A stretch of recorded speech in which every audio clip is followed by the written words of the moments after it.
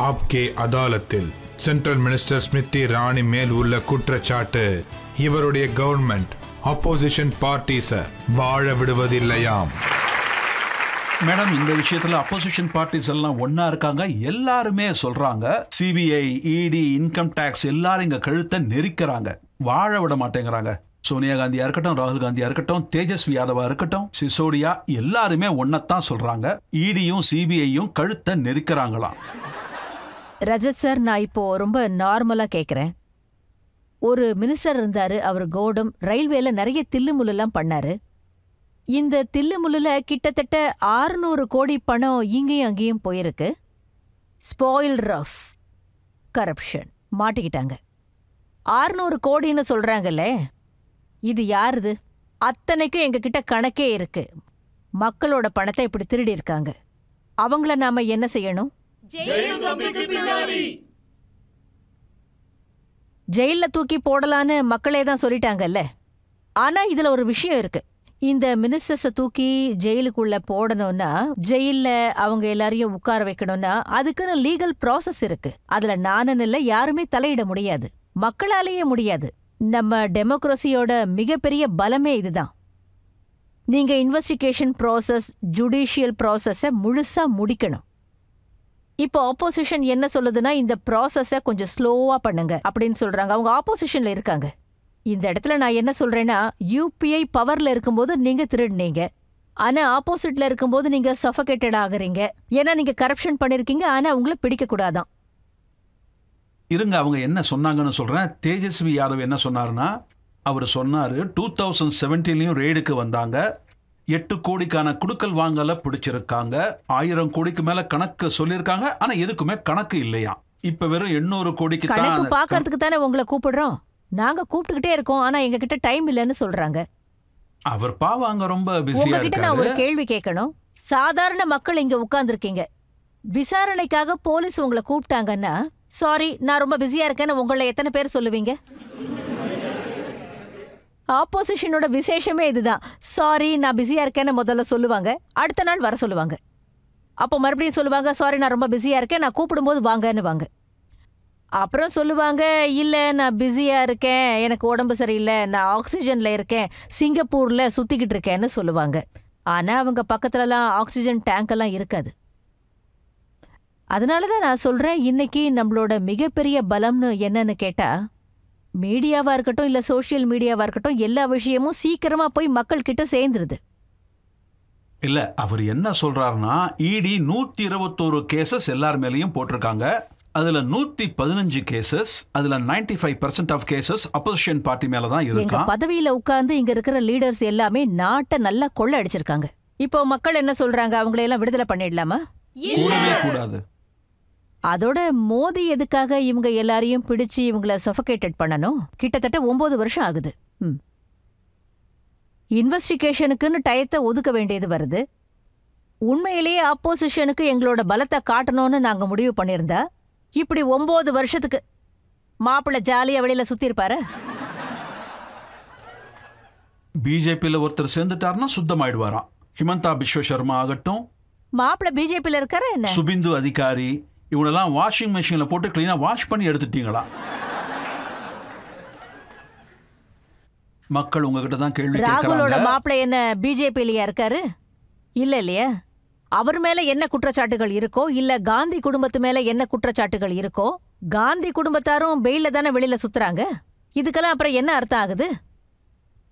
அவங்க எந்த ஒரு குற்றமும் செய்யலன்னு கோர்ட்ல நிரூபணம் ஆயிருந்தா எல்லா கேஸும் தவிடுபொடி ஆயிருக்கும்ல. தேஜஸ்வி யாதவ் என்ன சொல்றாருன்னா, லாலு பிரசாத் யாதவ் பிஜேபியோட சேர்ந்திருந்தா அவர் சத்யவான் ஹரிச்சந்திரனா ஆயிருப்பாராம். அவர் ஸ்கேம்ஸ் எதுவுமே வெளியே வந்திருக்காதா? தேஜஸ்வி என்ன சொல்றாரு, அவருடைய அப்பா ஹரிச்சந்திரன் சத்யவான் கிடையாதுன்னு சொல்றாரா?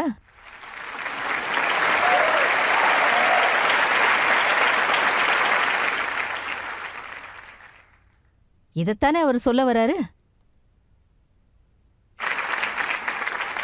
நீங்க நல்ல கேள்வியை கேட்டிருக்கீங்க. அவர் இங்க வந்தாருன்னா நான் அவர்கிட்டயே இந்த கேள்வியை கேட்கறேன்.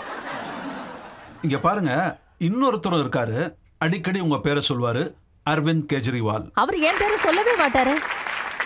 நீங்க கெஜ்ரிவாலோட ஹிஸ்டரி எடுத்து பாருங்க. அவர் இன்னைய வரைக்கும்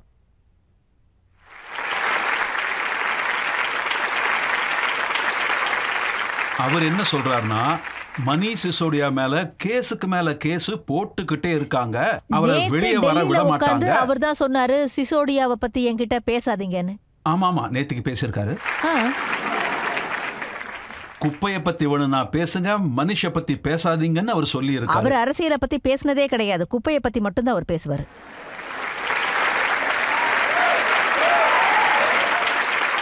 ஆனா இது என்னவோ உண்மைதான். சிசோடியாக்கு முதல்ல சிபிஐ வந்தாங்க, அப்புறம் இடி வந்தாங்க. குப்பை தான் பல வருஷமா அப்படியே வெயிட் பண்ணிக்கிட்டே இருக்கு. பிரஸ் கான்ஃபரன்ஸை முதல்ல நிப்பாட்டிட்டு என்ன கிளீன் பண்ணுங்கன்னு சொல்லுது. என்ன பண்றது, அவரே மனிஷ் கிட்ட இருந்து ஒதுங்கி நிக்கிறாரு. அப்புறம் நான் என்ன சொல்ல முடியும்? ஒரு விஷயத்த நாமளும் கவனிக்கணும். இங்க கஸ்டடி எக்ஸ்டெண்ட் ஆகுதுன்னு வச்சுக்கோங்களேன். கஸ்டடியை யார் எக்ஸ்டெண்ட் பண்ணிக்கிட்டு இருக்காங்க? கோர்ட்டு. அப்போ கெஜ்ரிவாலோ இல்ல இந்த ராகுல் காந்தியோ என்ன சொல்ல வராங்க? அதாவது நம்ம நாட்டுல நம்மளுடைய ஜுடிஷியல் சிஸ்டத்துக்கு சுதந்திரம் இல்லைங்கிறாங்களா? ஜுடிஷியல் சிஸ்டம் சுதந்திரமா செயல்படாம இருந்திருந்தா மத்த ஆர்கனைசேஷன்லாம் கையை கட்டிக்கிட்டு சும்மா வேடிக்கை பார்த்துக்கிட்டு இருக்காது.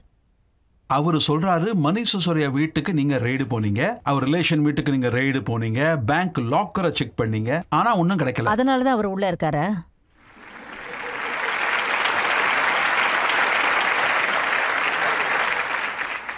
இந்த விஷயத்தெல்லாம் எடுத்துக்கிட்டு அவங்க கோர்ட்டுக்கு போயிருப்பாங்க. ஆனா கோர்ட் எதையோ பார்த்துருக்கு.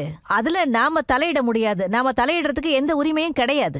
ஆனா காமன் சென்ஸ் என்ன சொல்லுது? அவங்க தங்களுடைய கேஸை எடுத்துக்கிட்டு கோர்ட்டுக்கு போனப்போ கெஜ்ரிவால் தன்னுடைய வாதத்தை வச்சிருப்பாரு, ஏஜென்ட் தன்னுடைய வாதத்தை வச்சிருப்பாரு. ஆனா கோர்ட் சுதந்திரமா செயல்பட்டு என்ன தீர்ப்பு கொடுக்கணுமோ அதை கொடுத்தாச்சு. ஆனா இதுல என்னன்னா, ஏதோ ஒரு எவிடன்ஸ் அதுல இருக்கு, அது நமக்கு தெரியாது, கோர்ட்டுக்கு தெரிஞ்சிருக்கு. கெஜ்ரிவால் சொல்றாரு நீங்க மணீஷ் சிசோடியாவை ஜெயில இருந்து வரவிட மாட்டீங்களா?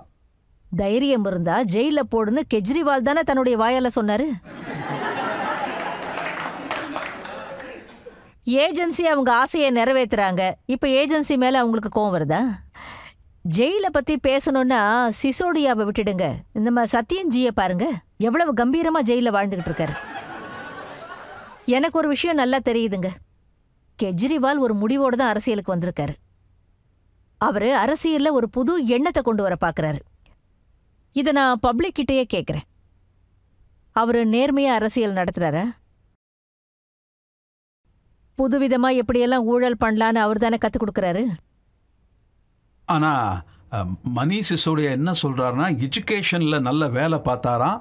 எஜுகேஷன் அப்புறம் லிக்கர், இது ரெண்டும் வெவ்வேறு ஃபீல்டு. எஜுகேஷன்ல நல்ல காரியம் பண்ணிட்டு இருந்ததுனால லிக்கர்ல அவரை நீங்க பிடிச்சிட்டீங்களா? எஜுகேஷன்ல நல்லது பண்றதுக்காக அவர் லிக்கர்ல தில்லுமுல்லு பண்ணாரா? அதை கேளுங்க. அவர் அந்த அளவுக்கு நல்லவர்னா எதுக்காக அப்புறம் கேன்சல் பண்ணாரு? நான் மறுபடியும் கேக்குறேன், எஜுகேஷனை மேல கொண்டு வர்றதுக்காக நான் லிக்கர்ல தில்லுமுல்லு பண்ணேன், இதை நீங்கெல்லாம் ஏத்துக்கிறீங்களா? மாட்டவே மாட்டோம். எஜுகேஷனுக்காக அவர் சொல்லவே இல்லை. அதேதான் நானும் சொல்றேன். லிக்கர் ஸ்கேண்டல்ல என்ன நீங்க பிடிக்காதீங்க. அதாவது ஸ்கேண்டல் பண்ணிருக்காராம், ஆனா எஜுகேஷன் கொடுத்தாராம். ஸ்கேண்டலே நடக்கலன்னு சொல்றாரு. சரி, நானும் அதே தான் சொல்றேன். அவர் ஸ்கேண்டலே பண்ணல. அப்ப என்ன கோர்ட் தூங்குதா? நியாயத்தை கேட்டு நீங்க தானே சார் கோர்ட்டுக்கு போனீங்க. அப்ப என்ன கோர்ட் தப்பு பண்ணுதா? கெஜ்ரிவால் என்னதான் சொல்ல வராரு? அவர் பாவம் எதுவும் சொல்றது இல்ல. ஆனா ஒரு விஷயம் தெளிவா இருக்கு. சொல்லலங்கிறதுக்காக எல்லாத்தையும் நீங்க என்கிட்ட கேக்குறீங்க. அட உங்ககிட்ட எதுக்காக கேக்குறோம்னா நீங்க தான் கவர்மெண்ட். அப்படி இல்ல ராஜா சார், நீங்க கண்டிப்பா எல்லாத்தையும் கேட்கலாம். ஏன்னா என்னால தைரியமா உங்க முன்னாடி உட்கார முடியும்.